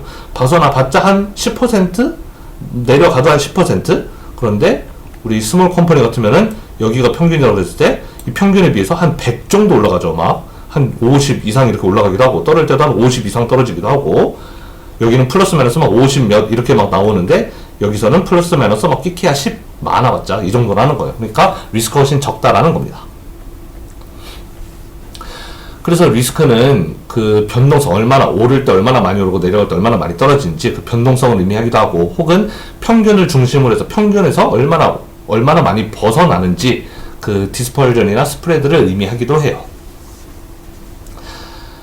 그러면 우리는 리스크를 뭘로 측정할 거냐? 리스크를 측정하는 방식은 좀 여러 가지가 있을 수가 있는데 우리 그 중에서 우리는 일단 한 가지 배울 겁니다. 일단 분산과 표준 편차에 대해서 배울 거예요. 그래서 분산은 variance라고 부르고 얘가 분산이고 standard deviation이 표준 편차가 되겠습니다. 분산은 어떻게 구하느냐? 실제 수익률과 평균 수익률 차이의 제곱의 평균이라고 써있는데 평균이라고 한다면 우리가 보통 이제 그 샘플의 개수인 t, 여기서 t라고 쓴 이유는 이제 우리가 매 연도를 쓰니까요. 그 t라고 하는데 그 앞에서 보면은 앞에 예를 보면은 그 막대기가 다 해서 한 89개 있다 그랬죠. 89로 나눠야 되는데 정확히는 우리가 그 샘플을 가지고 그 분산을 구할 때는 t로 나누지 않고 t-1로 나눠요. 이거는 이 마이너스 1이 들어가는 거는 그 자유도라는 것 때문에 그래요. 여러분들이 경제 통계 분석이나 계량 경제학 수업을 들었으면 아마 여러 가지 분포에 대해서 배울 때 자유도라는 걸 배우게 될 텐데 그것 때문에 그 1을 뺀 값으로 나눠주게 됩니다. 이렇게 나눠야지 이제 unbiased estimator가 이제 되기 때문에 t-1로 나눠줘요. t로 나누면 안 되는 이유가 있어요. 뭐 그거는 통계 시간에 배우시면 되고 어쨌든 이 분산은 어떻게 구하느냐? 그래서 매 년마다 이건 RI는 I가 이제 그 매 연도가 되는 거예요. 그래서 1926년을 1년 1이라고 본다면은 27년은 2가 되고 28년은 3이 되고 이렇게 되는 거죠. 맨 첫 번째 연도가 1, 그다음에 그 다음 연도는 2, 그 다음 연도는 3. 그래서 맨 마지막 연도는 아까 그 예를 들면 한 89 정도가 되겠네요. 맨 마지막 연도까지 이 시그마는 다 더하라는 뜻이고, 자 RI는 그 특정 연도 1926년도의 수익률 빼기 R 바 위에 이렇게 바가 있으면 그 위에 이렇게 막대기가 있으면 이거는 평균이라는 뜻이에요.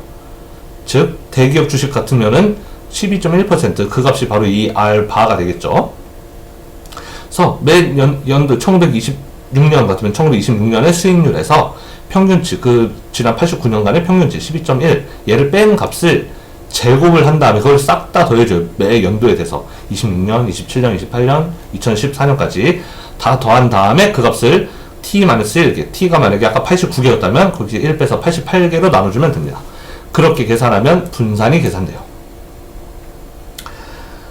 그 분산에 스퀘어 루트를 씌우면 분산에 루트를 씌우면 그게 바로 표준 편차가 됩니다. 그래서 우리가 표준 편차는 보통 이 시그마라는 걸로 사용하는데 그래서 분산은 시그마의 제곱을 이렇게 붙여요. 시그마의 제곱을 붙이면 분산이고 시그마로 쓰면은 표준 편차입니다.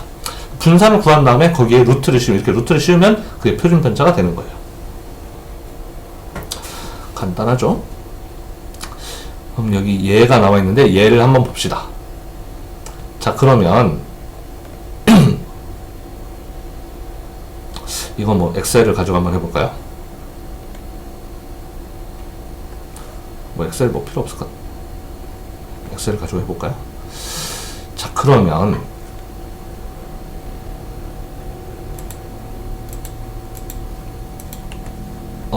이거를 엑셀로 하려고 했더니 표가 통째로 있네.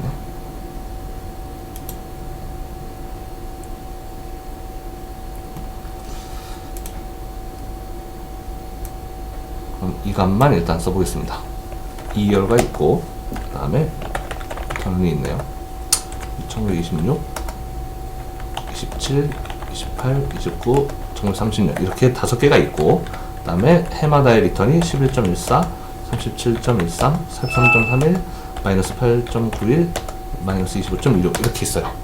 아마도 이거는 이 11.14, 37.13 이 값들은 여기에서 따온 것 같아요. 여기 라이즈 컴퍼니 주식을 보면은 여기 보면 1920년 맨 처음에 한 대충 11.14 근처죠. 그 다음 연도는 40 좀 못 미치니까 37.13 정도 될 것 같고, 여기 그 다음 연도 보면은 40 좀 넘었으니까 43.31 될 것 같죠.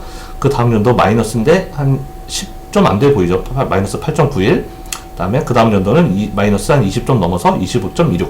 아마 이 앞에 여기 앞에 나와 있는 이 5개를 지금 샘플로 가져온 거예요. 이 5개만 가지고 지금 표준 편차랑 평균 수익률과 표준 편차 분산 이런 거 다 계산해 보자라는 겁니다. 자, 그러면 그럼 여기 써 있는 거 그대로 옮겨 볼게요.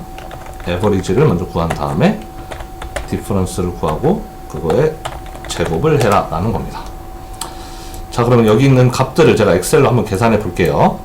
자, 맨 처음 해야 될 일은 좀 키워볼까요? 이거의 합을 구해야 돼요. 그래서 이 5개의 합을 다 구해야 됩니다. 5개 다 더해 봅시다. 얘 더하기 얘 더하기 얘 더하기 얘 더하기 얘 이렇게 하면은 합이 57.41이 돼요. 5개의 수익률 다 더했어요. 마이너스는 마이너스대로 더하는 거예요. 쉽게 말하면 이만큼은 빼지는 거죠. 5년 동안의 수익률의 총합이 57.41이었으니까 우리는 연평균을 알고 싶어요. 평균은 얼마 어떻게 구하느냐? 얘를 5로 나누면 되겠죠. 5개니까 다 더해서 5로 나누면은 그게 평균 값일 거예요. 평균을 구했더니 11.48이에요. 우리 아까 대기업 평균 수익률은 12.1%라 했죠. 이 12.1은 여기 있는 이거를 막대기 다 더해서 여기 처음부터 끝까지 다 더해서 이거를 전부 다 그 전체 지금 89개라고 한다면 89로 나눈 값이 12.1인 거고, 이거 막대기 다 더해서 89로 나눈 게 12.1%라는 것이고, 우리는 지금 11. 얼마 나왔죠 아까? 그거는 이거 다 더해서 89로 나눈 게 아니고 이 앞에 5개만 빼와서 이거 5개만 가지고 이거 5개 더해서 5로 나눈 앞에 거 5개만 가지고 평균을 냈으니까 당연히 값이 달라집니다. 11.48이 됐네요. 그럼 다 똑같은 값을 쓰면 되죠. 평균에다가는. 자, 평균은 11.48이었어요. 5개 연도에 다 같이. 자, 그럼 디퍼런스는 이제 빼주면 됩니다. 이 분산 구하는 식을 보면 이렇게 각 해마다의 그 해의 수익률에서 평균을 빼주라고 그랬죠. 그러니까 그 해의 수익률 1926년 같으면은 26년 11.14에서 평균값을 빼주라는 거예요. 얘 빼기 얘를 하라는 겁니다. 그랬더니 마이너스 0.34가 됐죠. 얘 27년도 얘 빼기 얘를 하라는 거예요. 37에서 11 빼면 한 26 되겠죠. 25.64 이렇게 나온대요. 그래서 5개 연도에 대해서 그 빼기 값을 다 구하라라는 겁니다. 얘 빼기 얘를 하라는 거죠. 지금 여기 얘 빼기 얘 해서 이렇게 마이너스 20 나온 거예요. 자, 다시 식으로 돌아가면 그렇게 뺐으니까 괄호가 됐죠. 그거를 각각을 제곱을 하라는 거죠. 제곱을 해봅시다. 그래서 스퀘어드라고 썼네요. 이거를 제곱을 해요. 그래서 제곱을 해줍니다. 그렇게 하니까 얘는 0.116 뭐 이렇게 나왔죠. 나머지도 똑같이 얘도 제곱해요. 25 제곱하면 625 되겠죠. 이거를 제곱했더니 657 이렇게 됐습니다. 나머지도 똑같이 제곱했더니 숫자가 이렇게 다 나왔어요. 자, 그 다음 할 일. 제곱을 다 했으면, 이거 제곱값을 다 더했으면 앞에 시그마. 처음부터 끝까지 다 더하라는 거죠. 다 더하면 됩니다. 그래서 다 더해줘요. 5개를. 얘 더하기, 그 제곱한 거를 다 더해줍니다. 이렇게 5개를 다 더했더니 3436이 됐네요. 다 더했고, 더한 값을 t-1로 나누래요. 우리 지금 t가 몇 개죠? 5개죠. 데이터 5개 가지고 하고 있는데 t가 5인데 걔 빼기 1, 즉 4로 나눠라 라는 겁니다. 그래서 분산은, 베리언스는 이 값을 이렇게 다 더한 거를 4로 나누면 그럼 분산이 되는 거예요. 그래서 분산은 859.1917이 되는 거고, 그럼 스탠다드 디비에이션, 표준 편차는 이 분산에 루트를 씌우면 된다 그랬죠. 0.5승을 해주면 됩니다. 그래서 루트를 씌웠더니 29.31, 이게 바로 표준 편차가 되는 거예요. 그래서 이 값들이 나오게 된 겁니다. 분산 859, 표준 편차 29.31 이렇게 계산했죠.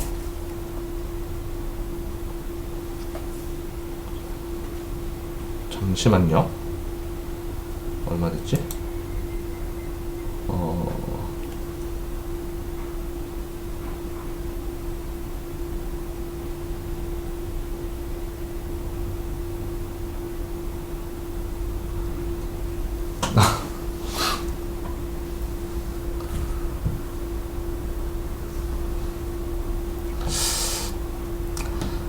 네, 그래서 이제 분산 구하는 방법 했고, 자, 그러면은 이렇게 우리가 5년치 가지고 분산 표준 편차 다 구해봤으니까 우리 앞으로는 이 분산 값은 잘 안 쓸 거예요. 표준 편차 값만 주로 쓸 겁니다. 분산은 그냥 표준 편차를 구하기 위해서 구하는 전 단계예요. 우리 분산 구한 다음에 거기 루트 씌워서 표준 편차 계산했잖아요. 분산은 우리가 앞으로 보지 않을 값입니다. 잘 안 보게 될 값이에요. 우리는 앞으로 표준 편차 값을 많이 볼 거예요. 자, 그리고 한 가지 이야기 안 한 게 있는데, 우리 지금 여기 리턴 값을 할 때 11.14, 37.13 이거 전부 다 퍼센트 값이죠. 무슨 말이냐면은 11.14%였다는 거예요. 수익률이. 내가 100원을 투자해서 1926년에 100원을 투자해서 시작했으면 1년 지나면 100원이 111.14원으로 바뀌어 있다. 11.14%를 벌었다라는 뜻입니다. 그래서 이 퍼센트를 다 더해서 5로 나눈 값이 평균 수익률이었는데, 수익률도 당연히 퍼센트 값인 거예요. 연평균 수익률이 11.48%다라는 겁니다. 근데 베리언스, 분산에다가는 퍼센트란 말을 쓸 수가 없어요. 왜냐하면 이 얘기를 지난 학기에 했나 안 했나 잘 기억이 안 나네. 분산은 이 평균값과 단위가 다르기 때문에 그래요. 단위가 다르다는 게 무슨 말이냐면, 분산값은 어떻게 구했냐면, 우리 앞에 식을 보면 수익률에서 평균 수익률 뺀 거를 제곱했잖아요. 쉽게 말하면 단위도 우리가 넓이 단위를 할 때 길이의 단위가 뭐 미터면은 넓이의 단위는 제곱미터잖아요. 왜냐, 우리가 사각형 넓이 구할 때 가로 곱하기 세로 해서 사각형 넓이 구하잖아요. 그러면 가로도 미터, 세로도 미터니까 뭐 3미터, 4미터 곱해서 12제곱미터라고 부르죠. 왜냐하면 3미터, 무슨 말이냐면 우리가 사각형 넓이를 구할 때 가로가 3미터고 세로, 직사각형의 크기가 세로가 4미터예요. 그럼 우리 이거 넓이 구할 때 어떻게 구해요? 가로 곱하기 세로 하잖아요. 그럼 3미터 곱하기 4미터 이렇게 구할 거 아니에요? 그럼 숫자끼리 곱하면 3 곱하기 4니까 12가 되는 거고, 단위끼리 곱하면 미터 곱하기 미터니까 우리가 여기에 제곱미터라고 쓰는 거예요. 이거 뭐라 쓰죠? 제곱미터요. 이 위에다 작게 쓰는 거. 그래서 12제곱미터라고 불러요. 길이의 단위는 미터지만 넓이의 단위는 미터가 아니라 제곱미터예요. 왜냐하면 미터끼리 두 번 곱해서 나온 값이니까.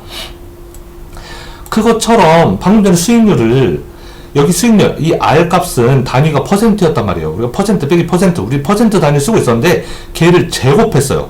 그럼 분산의 단위는 퍼센트의 제곱이 되어야 되는 거예요. 근데 우리 퍼센트의 제곱 이런 말 본 적 없죠. 퍼센트는 써도 퍼센트 제곱 이런 말 안 쓰잖아요. 우리가 제곱미터 이런 말 쓰지만 제곱 퍼센트 이런 말 들어본 적 없죠. 그래서 퍼센트는 어쨌든 분산에는 퍼센트란 단위를 쓸 수가 없는 거예요. 왜냐면 퍼센트가 아니기 때문에 퍼센트의 제곱 단위가 되는 거죠. 우리가 그런 말을 쓰진 않지만 이론적으로 따지자면은 분산에는 퍼센트 제곱 단위가 되어 있는 셈이에요. 그래서 분산을 잘 안 써요. 왜냐면 단위가 달라지니까, 이 평균에 비해서. 그런데 표준 편차는 이 분산이 퍼센트 제곱 단위였는데 거기에 루트를 씌우니까 제곱에 루트를 씌우면 제곱이 없어지잖아요. 그래서 분산이 퍼센트 제곱 단위였다면 표준 편차는 그걸 제곱이었던 거를 루트 씌우니까 제곱이 없어져서 다시 퍼센트로 돌아오는 거예요. 표준 편차랑 이 평균 수익률과 표준 편차는 단위가 같아요. 그래서 둘 다 퍼센트로 쓸 수 있는 겁니다. 즉 우리가 5년치 데이터를 뽑아서 평균 수익률 구해봤더니 11.48%였어요. 5년 동안의 표준 편차도 29.31%라고 우리가 쓸 수가 있는 겁니다. 단위가 같아져요. 그래서 우리는 평균과 표준 편차를 보지 이 분산은 그렇게 중요하게 보지 않아요. 분산은 단지 표준 편차를 구하기 위해서 계산하는 전 단계, 여기까지 계산해 놓고 루트 씌워야 얘를 알 수가 있으니까 전 단계의 의미로 우리가 분산을 쓰는 거지, 실제로 분산은 사용할 일이 별로 없습니다. 아이고, 배고프다. 자, 그러면 한 10분만 더 할게요. 자, 그러면 우리가 이렇게 5년치 데이터를 뽑아서 우리가 아까 엑셀 가지고 했잖아요. 우리 맨 처음에 이거 가지고 시작했죠. 26년에 11.14%, 27년에 37.13%, 이 데이터 가지고, 이 5개의 데이터 가지고, 평균 수익률 11.48% 평균 수익률도 구했고, 그 다음에 표준 편차 29.31도 구했어요. 그렇다라면, 5개 수익률 가지고 평균 수익률, 표준 편차 구했으면은, 당연히, 여기 있는 이 89개 수익률 가지고도 다 더해서 89로 나눠서 평균 구하고, 그 다음에 아까 그 평균값 빼서 제곱해서 루트 씌우고 막 그 복잡한 걸 통해서 표준 편차도 구할 수 있는 거죠. 이 5개 가지고 구했는데 이 89개 가지고 왜 못하겠어요? 당연히 할 수 있죠. 계산만 복잡해질 뿐. 그래서 우리는 모든 투자 유형에 대해서 평균 수익률과 그 다음에 표준 편차라는 거를 다 계산해 볼 수가 있습니다. 이 대기업 주식에 대해서도 그렇고 중소기업 주식에 대해서도 그렇고 채권에 대해서도 똑같이 평균 수익률, 그 다음에 표준 편차 값들을 다 계산해 볼 수가 있어요. 그래서 그거를 계산한 값들이 여기 나와 있네요. 아까 평균 대기업 주식은 12.1%라 했죠. 여기 평균 수익률이 나와 있어요. 그래서 중소기업 주식은 16.7%, 아까 16.7 할 수 있었나? 16.7 맞네요. 네, 평균 수익률 16.7, 장기 회사채는 6.4, 장기 국채는 6.1, 이렇게 각각의 수익률이 나와 있고, 그 다음에 여기는 표준 편차 계산한 게 나와 있네요. 아까 이야기했던 대로 89개 데이터가 있으면 그거 가지고 계산할 수 있다고 그랬죠. 우리 방금 전에 5개 가지고 계산했던 것처럼 당연히 89개 데이터 가지고 표준 편차도 일일이 계산할 수 있을 겁니다. 해봤더니 중소기업 주식은 표준 편차가 32.1%였고 여기 단위 퍼센트 써있죠. 분산은 우리가 퍼센트로 쓰지 못한다고 했어요. 단위가 달라서. 그리고 대기업 주식은 표준 편차 20.1 이렇게 나와 있습니다. 자, 이거 보면은 우리가 대략적인 관계를 볼 수가 있는데, 우리 아까 맨 처음에 배웠던 그 교훈 뭐였죠? 위험을 감수하면 대가가 따르고 보상이 따르고, 위험을 크게 감수하면 크게 감수할수록 그 보상이 더 커진다라는 거였죠. 이게 무슨 진리가 아니고 꼭 이렇게 되어야 되는 무슨 법칙, 연력학체의 법칙 같은 법칙처럼 무슨 이게 물리 법칙이 아니고 이렇게 되는 경향이 있었다라는 거예요. 어떻게 알았느냐? 지난 89년 동안의 역사를 보니까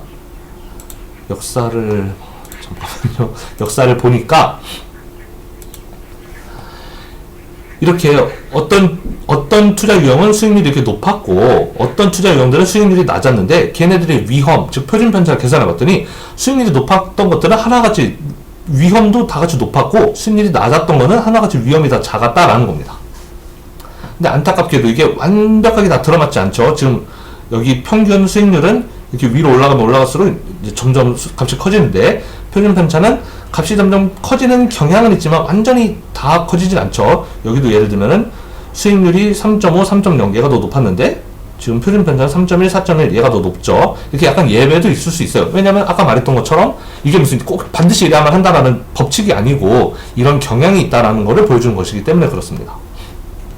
여기 장기 국채와 회사채도 장기 회사채가 수익률이 더 높은데 위험은 오히려 그 통계적으로 보니까 더 낮은 걸로 나와 있죠. 이거는 우리가 데이터가 89개밖에 없어서 이럴 수도 있고, 데이터를 더 많이 가지고, 즉 우리가 지금 연도별 데이터를 사용해서 이런 값들을 구하고 있는데, 그래서 89개 가지고 구했는데 연도별이 아니고 월별 데이터도 있을 거예요. 매 월별로. 그럼 1년 12개월이니까 89 곱하기 12 하면 데이터가 훨씬 많아지겠죠. 한 1000개 될 텐데, 1000개 데이터 가지고 해보면 또 결과가 살짝 달라질 수 있을 겁니다.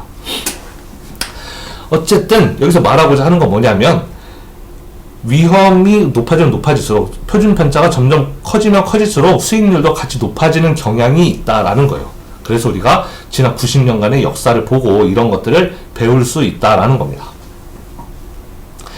자, 이 오른쪽에는 디스트리뷰션, 이거는 그 다음 시간에 배우도록 할게요. 이거는 이제 히스토그램과 관련된 내용인데, 이 히스토그램은 다음 시간에 배우도록 하고, 자, 그래서 이 앞에 보면은, 뮤추얼 펀드, 우리가 뭐 주식도 있고, 이제 그 펀드라는 것도 있죠.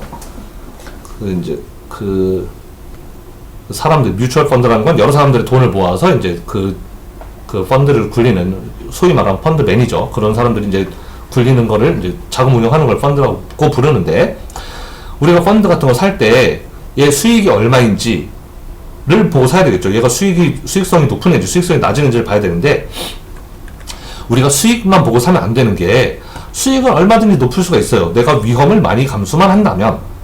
그러니까 우리가 내가 펀드를 하나 사야 되겠다 라고 한다면, 단순히 수익률만 보고 사면 안 되는 거예요. 왜냐면 수익률 높은 애는 당연히 위험도 클 거거든요. 그러니까 우리는 둘 다 봐야 되는 거죠. 위험이 얼마나 작으면서 수익률이 얼마나 높은지, 그러니까 최단 위험이 낮으면서 수익률이 높은 거를 골라야 되기 때문에 우리는 둘 다 봐야 된다라는 겁니다. 평균 수익률과 평균 표준 편차를 둘 다 봐야 된다라는 거죠. 그런 값들이 이제 미국 펀드 같으면 야후 파이낸스에 가면 나오고, 우리나라 같으면 네이버 파이낸스, 네이버 증권 같은 데 가면은 나온다라는 거예요. 이런 스탠다드 디비에이션, 표준 편차 값들이 다 나온다라는 겁니다. 한번 볼까요? 잠시만요.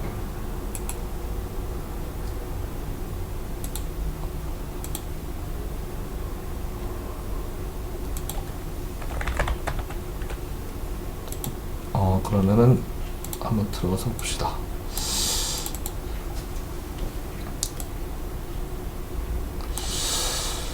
자, 그럼 야후 파이낸스에 들어가서 펀드들의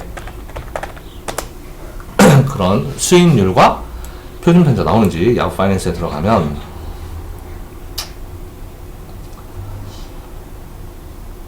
네, 여기 뭐 저의 포트폴리오는 아닌데, 와, 요즘 테슬라 엄청 떨어지고 있죠. 지금 테슬라는 거의 비트코인 수준인 것 같아요. 최근, 그러니까 지난 한 2월 초까지, 1월 말까지 한 6개월 동안 몇백 오른 거죠? 하여튼 한 3배? 3배 올랐나? 3배 올랐다가 지금 또 한 반토막 났죠? 거의 뭐 비트코인보다 더 심한 변동성을 보여주고 있는데, 자, 우리가 보고 싶은 건 이제 펀드 한번 보죠. 밑에 보면은 주식들도 나와 있고, 유명한 주식들, 그 다음에 여기 뮤추얼 펀드 왜 안 나와? 뮤추얼 펀드에 대해서 안 나오나? 무슨 일이 있나? 왜 안 나오지? 자, 그럼 뭐 ETF라도 볼까요? ETF는 이제 탑 ETF 봅시다. ETF는 그 주가 지수에 연동되는 그런 펀드를 의미한 거죠. 뭐 하나 예를 들어 들어가 보면은 뭐 이런 뭐 펀드가 있어요. 그러면은 이건 이제 가격, 이제 지금 현재 지수를 의미하는 거고, 여기 보면 퍼포먼스가 있는데, 퍼포먼스에 들어가면은 수익률이 나와야 되는데, 이거 수익률이 하나도 안 나와. 자, 리스크 들어가면은 얘도 아무것도 안 나오네. 잘못 골랐네요, 제가. 자, 다른 펀드 한번 골라봅시다. 이러면 안 되는데.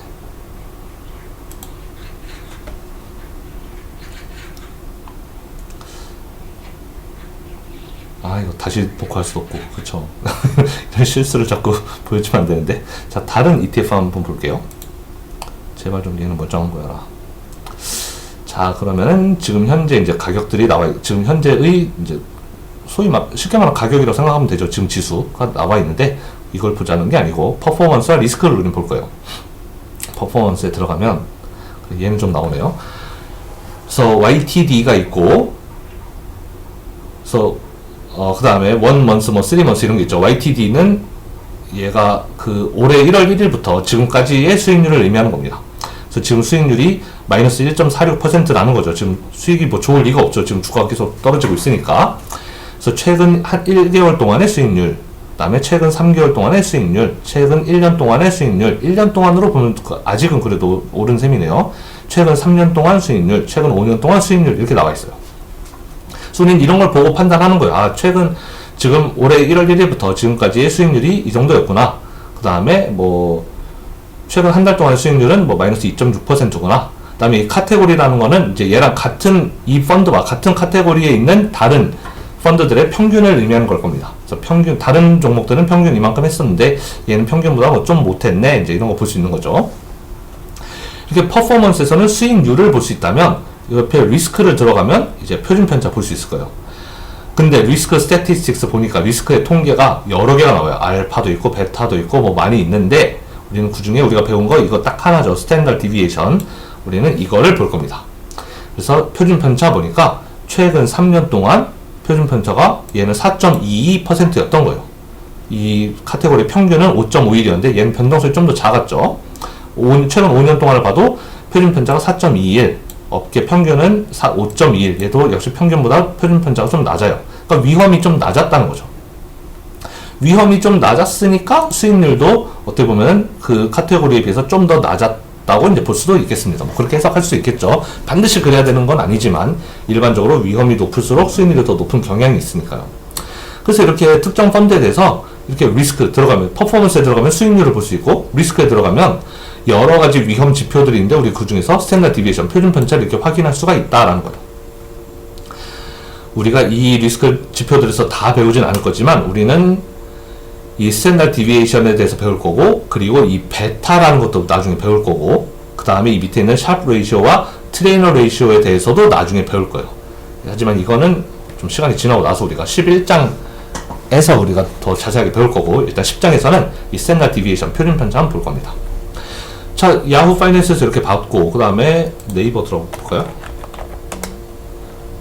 네이버 증권에 들어가면 여기도 펀드 들어가 봅시다. 펀드에 들어가면은 뭐 우리나라도 펀드 많죠. 뭐 여러 가지 펀드들이 많이 있는데 하나, UBS, 기업은행 이 펀드 한번 들어가 봅시다.